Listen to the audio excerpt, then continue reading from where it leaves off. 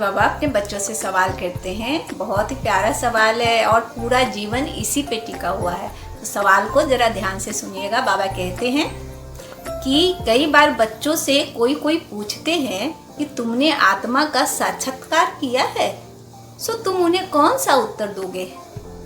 बोलो हाँ, हमने आत्मा का साक्षात्कार किया है। आत्मा ज्योतिर्बिंदु है। आत्मा में ही अच्छे और बुरे का संस्कार है। आत्मा की सारी नॉलेज हमें मिली है। जब तक आत्मा का साक्षात्कार नहीं किया था तब तक देह अभिमानी था। अभी हम परमात्मा द्वारा, गॉड द्वारा रियलाइजेशन और सेल्फ रियलाइजेशन हमें हुआ है। तो जो आज का क्वेश्चन बाबा ने कहा, बहुत मतलब सोचने वाली बात है कि सारा खेल शरीर और आत्मा का ही है। लोग कहते हैं कि आत्मा का आपको रियलाइजेशन हुआ है, आप महसूस करते हो कि आप देही अभिमानी हो या देह अभिमान में हो। तो हम आत्माएं जो बाबा के बच्चे, वह कहते नहीं, मुझे महसूस हुआ है कि हम आत्माएं हैं, क्योंकि बाबा ने पढ़ा दिया है। इतना पढ़ाया कि हम पढ़ लिए हैं। रोज़ बाबा ईश्वरीय विश्वविद्यालय में हमें पढ़ाते हैं, हमें ज्ञान देते हैं, समझाते हैं कि तुम आत्माएं हो, तुम मुझसे धरती पे गए हो, कर्म करने के लिए गए हो। तो तुमको कर्मातीत अवस्था में आना है और देह अभिमान को भूलकर देही अभिमानी बनना है, एक आत्मा बनना है। तो आत्मा कहाँ है? ज्योतिर्बिंदु आत्मा कि हम संतान हैं, उस परमात्मा की संतान है, उस भगवान की संतान है जिनको पूरी दुनिया मंदिर में पूजती है, जिसकी माने पूजा करती है और जिसकी भक्ति करती है। बड़े बड़े समझो कि पहाड़ों पे चढ़ के जाती है दर्शन करने के लिए, और हमें घर बैठे ही भगवान मिल गया है। कौन मिला है? भगवान मिला है। हम भगवान के बच्चे हैं। यह सेल्फ रियलाइजेशन होना चाहिए। जिस दिन यह सेल्फ रियलाइजेशन आपको हो गया कि हम भगवान के बच्चे हैं, भगवान ने हमें सेलेक्ट किया है अपने साथ कंबाइन करके दुनिया के परिवर्तन हेतु, उसी दिन आपको लगेगा कि अरे मैं कौन हूँ?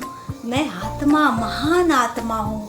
मुझे बाबा के सारे खजानों से परिपूर्ण हो गया हूँ मैं, और भगवान ने मुझे सेलेक्ट किया है। मैं भगवान की गोद में बैठा हूँ।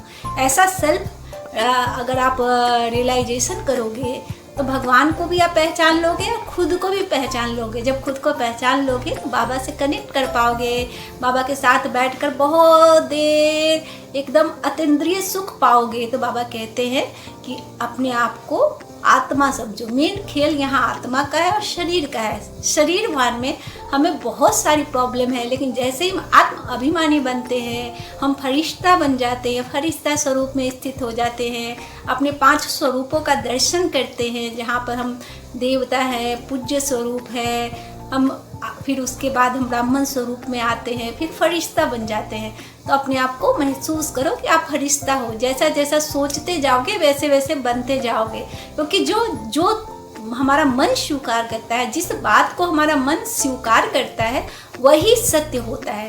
अगर आप अपने मन में यह धारण कर लोगे कि परमात्मा मेरे साथ है, परमात्मा मेरा पिता है, उसके रहते हुए मेरा कोई बाल बाका भी नहीं कर सकता, मैं परमात्मा की गोद में बैठा हुआ हूँ, परमात्मा मेरी हमेशा रक्षा करते हैं, मेरे साथ रहते हैं, वह मेरे खुदा मित्र हैं।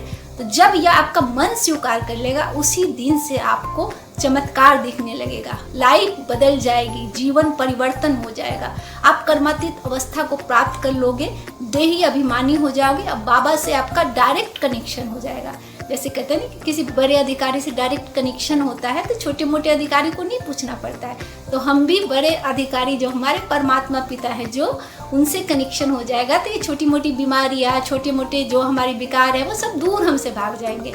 माया हमसारा कुछ नहीं बिगाड़ पाएगी। तो बाबा का कहना है कि हमेशा देही अभिमानी बनकर रहो, लोगों को भी बताओ कि